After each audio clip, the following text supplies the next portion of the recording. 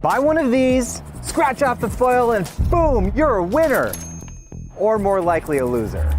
But either way, instant lottery tickets, scratchers, scratchies, whatever you call them, are big money for lotteries. And behind it all is data, math, and neuroscience. One of the most successful state-run lotteries in the country, the Massachusetts Lottery, made more than $4 billion in 2024 from scratch tickets. That's a ton of money. That's a ton of money. But Massachusetts uses the money for public services such as road improvements and even schools. They bet on scratch tickets decades ago. In fact, the first scratch-offs were introduced in Massachusetts in 1974. Back then, they were pretty successful. Today, they're outright huge. In 2024, scratch tickets made up almost 2/3 of all lottery sales. Now, part of this idea to bet big on scratch tickets came from an economist / Catholic priest. I had the interesting notion of being known as the sin priest because I did my doctoral dissertation on the effect of excise taxes and anti-smoking laws on the cigarette industry. Then I moved on to alcohol. Richard McGowan was teaching a statistics course at Boston College in the early 90s when one of his students approached him. His father was the Massachusetts Lottery Commissioner and said, "My father would like to talk to you." The lottery was looking for ways to further develop scratch ticket games. So McGowan took the meeting. And he said, how do you think we could grow the instant games? And I said, well, one thing you might be able to do is make sure people think it's a quote-unquote fair game. McGowan and a group of students poured over ticket sales data from every state-run lottery in the country. And they thought the higher the payout for players, the more scratch-off tickets people would buy. But they had to figure out how to strike a balance between giving winners a good payout and making a profit for the lottery. So using statistical models, McGowan and his team created a system of recommendations for Massachusetts. The $1 tickets, we made a payout of around 90%.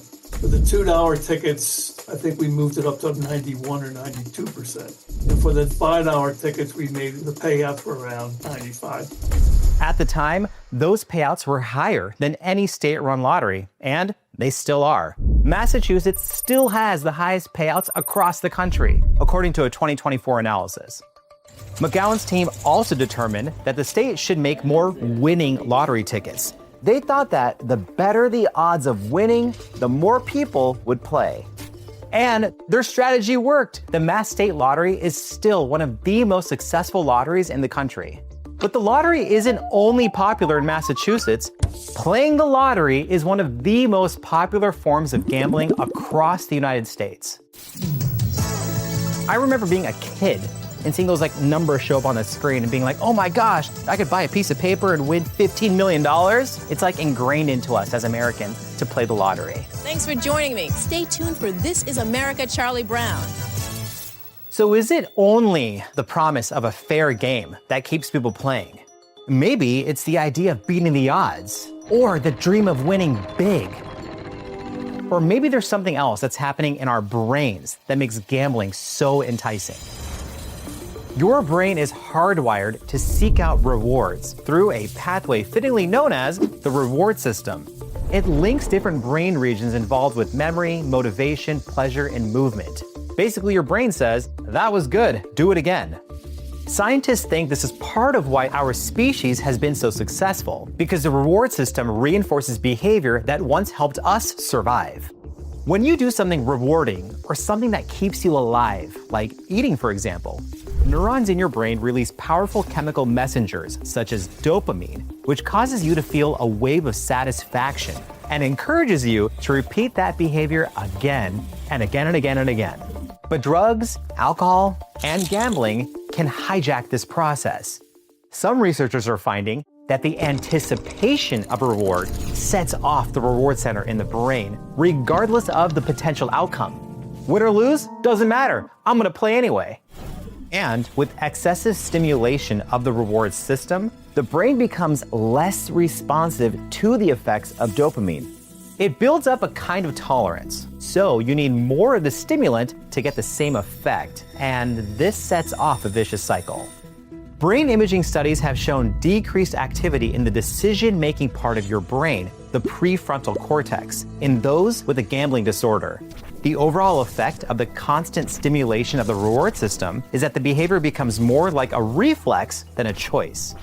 But what causes addictions is complex. Some researchers think that underlying factors, such as genetics or psychiatric conditions, influences who will develop issues with gambling. But unlike with drug or alcohol addictions, for those who excessively gamble, the promise of winning big, maybe even getting financial freedom, may seem like it's right around the corner. But reality check, McGowan says those who play the lottery should always keep in mind the odds of winning stay the same, no matter what you do. Every time you flip a coin, the coin doesn't say, oh, I was head this time and I want to be tail the next time. Every time you flip it, the odds are exactly the same. And the same thing when you buy a lottery ticket. The odds of you winning are the same every time. Thank you very much. If you like this video, check out the Scratch and Win podcast for the story of the unlikely rise of America's most successful lottery. You can find Scratch and Win wherever you get podcasts or on the GBH News YouTube channel. And if you or someone you know is struggling with gambling, help is out there. Call the National Problem Gambling Helpline at 1-800-522-4700. That's 1-800-GAMBLER, or text 800-GAM.